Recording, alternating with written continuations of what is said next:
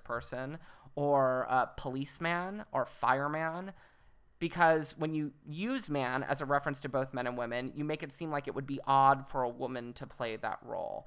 So this just gives you an idea of how sexism is built into the very structures of how we communicate. It's built into our language, so we all, in a way, are racist, sexist, and homophobic. Inequality is also a social construct, and this is a theme that we'll be discussing for the duration of the semester. Western cultures socially construct sex, gender, sexuality, and class via communication and discourse.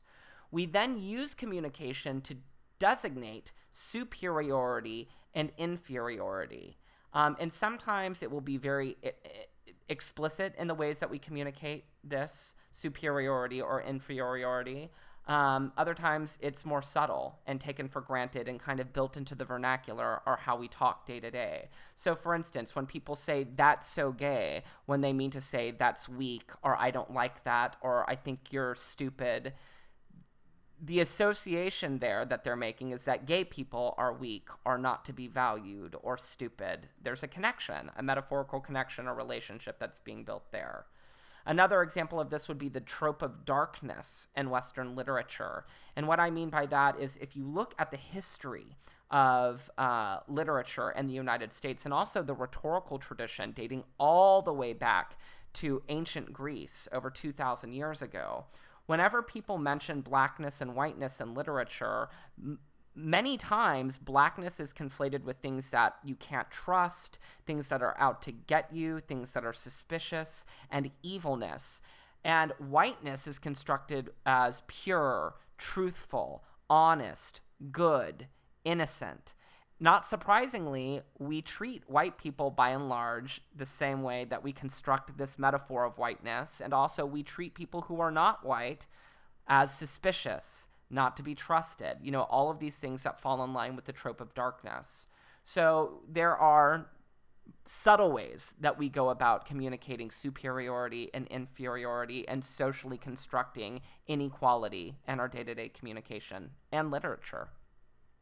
So what happens is that people internalize inferiority and superiority. So the trope of darkness shapes understandings of people who aren't white.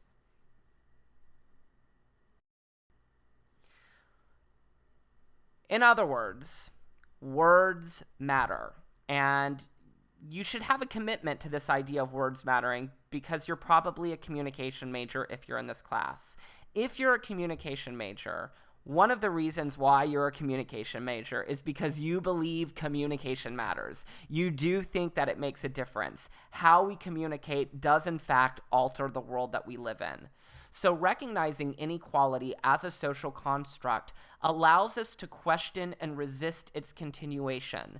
And sometimes we may have conversations in class where you think, oh, maybe this group of people, maybe this group of women, or this marginalized group in our culture, maybe they're being a little bit too sensitive. Whenever you feel that inclination or that reflex reaction emerge, I really want you to take into consideration why you decided to become a communication major. Like I said, you did because you do believe words matter. So in the context of this class, everyone is encouraged to challenge mundane acts of communication that construct inferior and superior groups. So for instance, when people talk about men in their class, they typically will refer to them as guys or men. But more often than not, women in college are referred to as girls, which is diminutive. It's a way of making them seem lesser. So if I hear people in class referring to women, because everybody in the class is a grown woman, other than the men, if I hear people referring to the women as girls, I might challenge you on that and ask you to call them women. Because this is, again, just a subtle way that we make this distinction between inferior and superior genderings of people.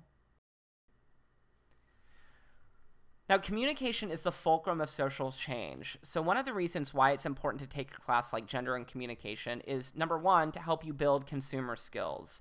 And by that I mean, taking a class like this will help you identify and challenge discourses that promote inequality. Sometimes they'll be very official discourses, like organizational discourses, educational discourses, political discourses, discourses that are found in the mass media. Other times they'll be more subtle discourses that fly under your radar, like everyday interactions that you might have with your friends.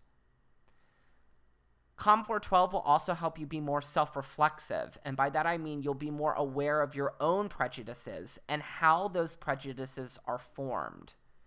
And finally, I think it behooves you to take a class like Gender and Communication, because after taking this class, you come out with a skill set that's going to be very enticing to potential employers. Employers need and want employees who know how to recognize and negotiate gender-related issues, because as the workforce becomes more and more diverse, and as we see every day, more women entering what were once male-dominated spheres, there are a number of gender issues that emerge salient. So if you're a communication major and you're trying to market yourself on the job force, a class like this is one way that you can sell yourself to potential employers.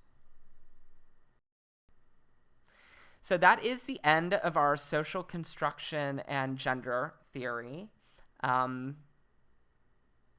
that's it.